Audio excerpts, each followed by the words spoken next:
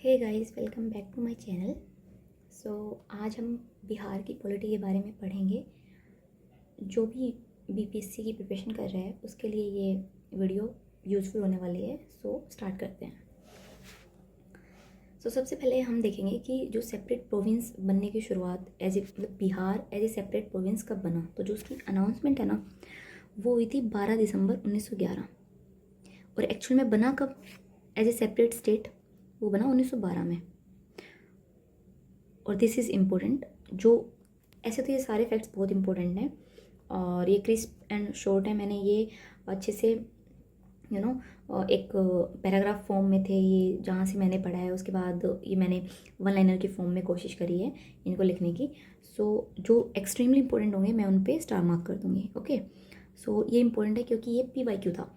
और जब हम PYQ सीरीज़ देखेंगे, हम जब भी क्वेश्चन देख लेंगे पॉलिटी के अलग से जो पॉलिटी से रिलेटेड है, और मैं साथ साथ अभी भी बता दूँगी। तो ये as a separate Bihar state बना, वो 1912 में बना। फर्स्ट असेंबली के इलेक्शन जो हुए थे वो 1937 में हुए थे। ठीक है। अब जिस टाइम पे ये बना बिहार स्टेट, वो दोनों मतलब उस टाइम भी प्रेजेंट थे, लेजिस्लेटिव असेंबली और लेजिस्लेटिव काउंसिल, और आज भी हैं ये। तो जो ये फॉर्मेशन तब हुई, ये तब से ही प्रेजेंट है, असेंबली एंड काउंसिल।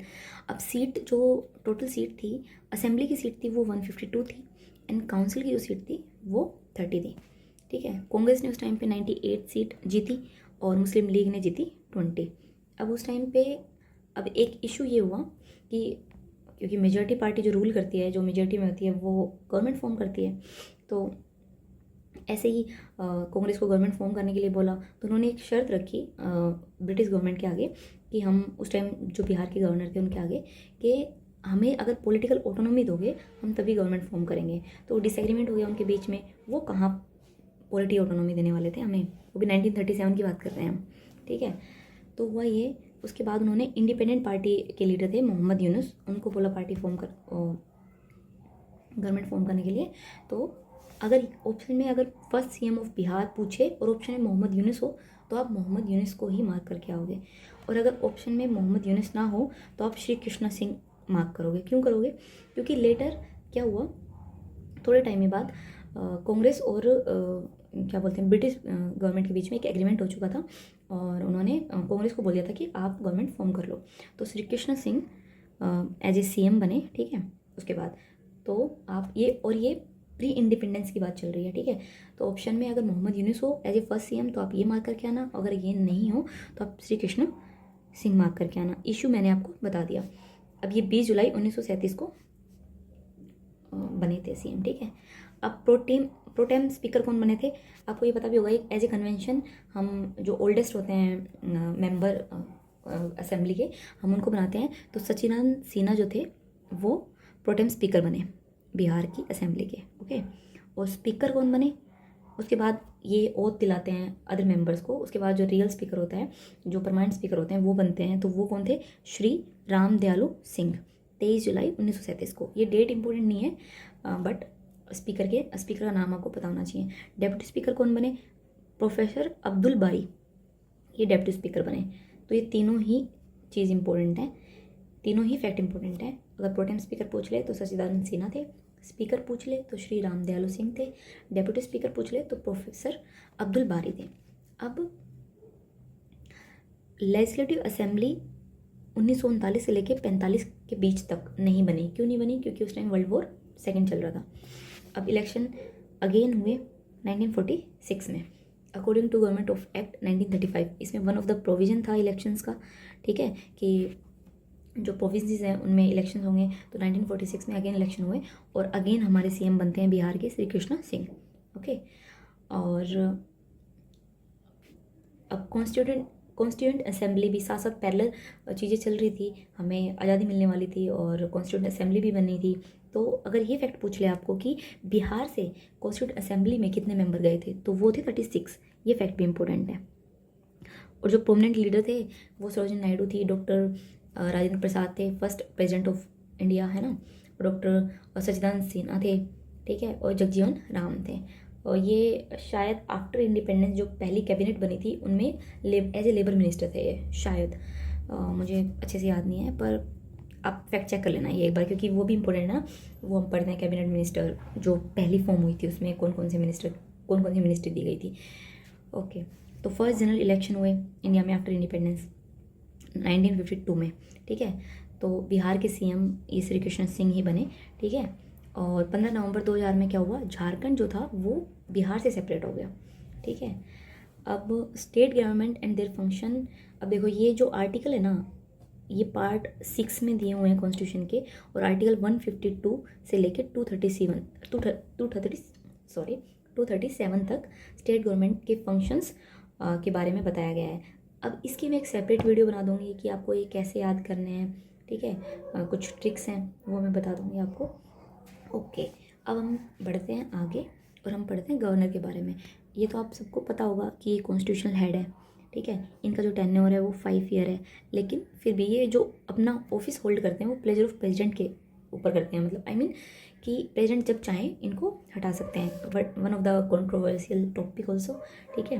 अब उसके डीप में नहीं जाएंगे हम। अब कंडीशन क्या होनी चाहिए गवर्नर बनने की, एक तो सिटीजन ऑफ इंडिया होना चाहिए, कंप्लीटेड 35 ईयर ऑफ एज, ठीक है, ये मस्ट है।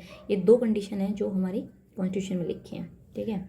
तो जो फर्स्ट गवर्नर थे बिफोर इंडिपेंडेंस वो थे सर जेम्स डेविड सिफ्टन, 1935 से लेकर 1937 तक। तो फर्स्ट गवर्नर पूछ ले बिफोर इंडिपेंडेंस, तो क्या नाम है उनका, सर जेम्स डेविड सिफ्टन। और लास्ट पूछ ले 7th थे, ठीक है, और ये बिफोर इंडिपेंडेंस ही थे। तो ये 2 फैक्ट हैं, सर इंडिपेंडेंस की बात हो रही है और उसमें भी फर्स्ट गवर्नर की बात हो रही है, तो जो जेम्स डेविड सिफ्टन थे। और लास्ट गवर्नर की अगर बात हो रही है जो 7th नंबर के थे वो थे सर हुगो डो। ओके, अब इंडिपेंडेंस मिल चुकी है हमें, आफ्टर इंडिपेंडेंस के फैक्ट हम देख लेते हैं। तो फर्स्ट जो गवर्नर हुए आफ्टर इंडिपेंडेंस वो कौन हुए, जयराम दास दौलतराम, 1947 से लेकर 1948 तक। अब फोर्थ कौन से हुए, जाकिर हुसैन। वैसे तो फर्स्ट और लास्ट ही इंपॉर्टेंट होते हैं, मैं बताऊंगी हम क्यों पढ़ रहे हैं इसको ना।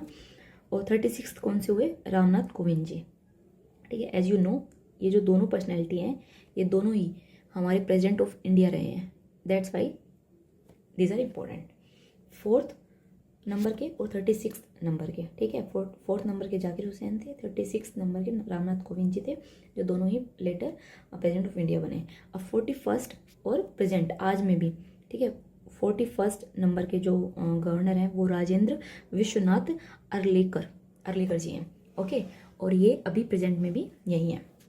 तो अगर पूछ ले 41st तो आप कंफ्यूज मत हो ना, ये प्रेजेंट की ही बात चल रही है, ठीक है। 41st नंबर के वो अभी हैं, तो उनका नाम है राजेंद्र विश्वनाथ अर्लेकर। अब लेजिस्लेटिव असेंबली कुछ फैक्ट्स देख लेते हैं। आर्टिकल 170 में मेंशन है कि लेजिस्लेटिव असेंबली के बारे में, ठीक है। मैक्सिमम सीट है वो 500 हो सकती है, मिनिमम सीट 60 हो सकती हैं, ठीक है। कि किसी भी असेंबली में ना जो सीट है वो 500 से ज़्यादा नहीं होंगी और 60 से कम नहीं होंगी, ये अपने कॉन्स्टिट्यूशन में लिखा हुआ है, ओके। फर्स्ट मीटिंग जो देखो बिफोर इंडिपेंडेंस जो असेंबली थी उसको काउंसिल ही बोलते थे, तो प्रोविंस लेजिस्लेटिव काउंसिल बोलते थे उसको, PLC। तो जो इसकी फर्स्ट मीटिंग है वो 7 फरवरी 1921 में हुई, ठीक है। और करंटली जो सीट्स हैं वो 243 हैं। अभी भी बिहार की असेंबली में जो सीट हैं वो 243 हैं, और उनमें से 38 जो सीट हैं वो SC के लिए हैं, 2 सीट जो हैं वो ST के लिए हैं। पहले जो एक सीट थी वो एंग्लो इंडियन के लिए होती थी, लेकिन आफ्टर 104th कॉन्स्टिट्यूशन अमेंडमेंट 2021 के बाद ये हमने प्रोविजन जो है वो एंग्लो इंडियन के लिए वो रिमूव कर दिया। और रही बात OBC के लिए, तो जो OBC के लिए सीट रिजर्व हैं वो ना ही लोकसभा में ना ही किसी स्टेट लेजिस्लेटिव असेंबली में वहाँ पे कहीं भी रिजर्वेशन नहीं मिलता अकॉर्डिंग टू कॉन्स्टिट्यूशन, ठीक है। सो या अब लेजिस्लेटिव काउंसिल के बारे में पढ़ते हैं। आर्टिकल 169 में इसका मेंशन है कि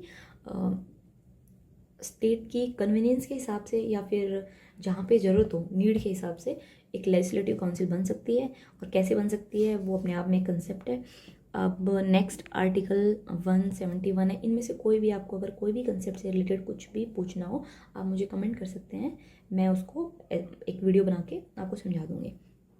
अब नेक्स्ट जो है वो है आर्टिकल 171।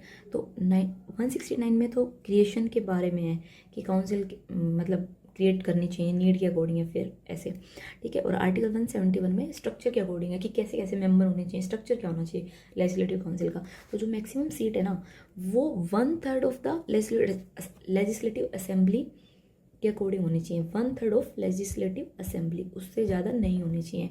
अब 243 की सीटें लेजिस्लेटिव असेंबली में अभी, इसका 1/3 कितना होता है वो आप देख लेना, ठीक है। तो 81 है ना, 81 है। तो मिनिमम, यानी कि मिनिमम सीट कितनी होनी चाहिए 40। अब 40 से कम नहीं होनी चाहिए। अगर लेजिस्लेटिव काउंसिल किसी स्टेट में बन रही है तो उसकी जो मैक्सिमम सीट है ना वो लेजिस्लेटिव असेंबली की 1/3 होनी चाहिए और 40 से कम नहीं होनी चाहिए, ठीक है। तो ये फैक्ट है। अब फर्स्ट मीटिंग जो हुई लेजिस्लेटिव काउंसिल की वो हुई 1913 में। अब देखो मैं आपको बताती हूँ, क्योंकि 1912 में एज ए सेपरेट स्टेट बन चुका था और तभी से लेजिस्लेटिव असेंबली और लेजिस्लेटिव काउंसिल प्रेजेंट थी, तो 1913 में पहली मीटिंग हो चुकी थी लेजिस्लेटिव काउंसिल की। और हम यहाँ पे प्रोविंशियल लेजिस्लेटिव काउंसिल, इससे कंफ्यूज मत होना, ये असेंबली को ही उस टाइम पे काउंसिल बोलते थे। तो इसकी जो पहली मीटिंग थी वो 1921 में हुई थी, ओके। अब जो ये मेंबर हैं वो कैसे सिलेक्ट होते हैं, तो करंटली जो सीट है वो 75 है, ठीक है। तो देखो 1/3 कितना बनेगा 81 बना था, तो 81 से ज़्यादा नहीं है, 75 है, और 40 से कम नहीं है, ओके। अब नाउ इनमें से 75 में से 1/3 जो मेंबर हैं वो लेजिस्लेटिव असेंबली के मेंबर इलेक्ट करेंगे, 1/3 मेंबर लोकल बॉडीज इलेक्ट करेंगी, 1/6 जो मेंबर हैं वो गवर्नर नॉमिनेट करते हैं, और 1/12 जो मेंबर हैं वो टीचर्स, स्टेट में जो टीचर्स होते हैं कॉलेज के और स्कूल्स के, वो इलेक्ट करते हैं। एंड 1/12 अदर देन टीचर्स, ये ग्रेजुएट्स जो होते हैं, कॉलेज ग्रेजुएट्स जो होते हैं वो इलेक्ट करते हैं। अब हम सीएम के बारे में पढ़ेंगे। तो आपको पता ही होगा जो इनकी ओथ है वो गवर्नर के द्वारा दिलाई जाती है। अब ये 2 इम्पोर्टेंट आर्टिकल हैं, these are very important article, और मैंने जैसे कि पहले भी बोला है मैं आर्टिकल अलग से बताऊंगी, लेकिन ये बहुत इंपॉर्टेंट है तो मैं अभी साथ में करा रही हूँ। 163 आर्टिकल में मेंशन है कि काउंसिल ऑफ मिनिस्टर हेड करेंगे सीएम, और ये council of minister headed by CM assist करेंगे गवर्नर को। 164 में अदर प्रोविजंस है, लाइक सीएम अपॉइंट कैसे होगा, अदर मिनिस्टर्स कैसे अपॉइंट होंगे, ठीक है, जो कि गवर्नर साहब करते हैं, ओके। नाउ फर्स्ट जो अपने सीएम थे वो कौन थे, मोहम्मद यूनुस, मैंने बोला, ठीक है, इंडिपेंडेंट सीएम थे ये, इंडिपेंडेंट पार्टी के, ठीक है, ओके।